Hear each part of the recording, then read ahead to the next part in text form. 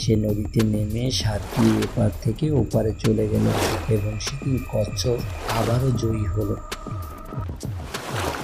খরগোশ চেয়ে চেয়ে নিরুপায় হয়ে দেখতে থাকলো এবং মনে মনে ভাবতে থাকলো, আসলে বুদ্ধি থাকলেই বা গায়ের শক্তি থাকলেই সমস্ত কিছু করা সম্ভব হয় না। আমরা কখনো কখনো প্রকৃতির কাছে আমরা অসহায়।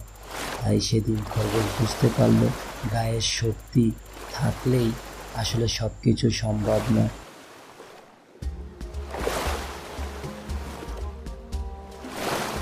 দ্বিতীয় দিনে খরগোশ হেরে গেল। হেরে যাওয়ার পরে খরগোশ তার ভুল বুঝতে পারল এবং সে বুঝতে পারল যে আমরা যদি মিলেমিশে কাজ করি তাহলে যে কোনো কঠিন পথ আমাদের জন্য সহজ হয়ে যাবে। যাই হোক, অবশেষে আসলো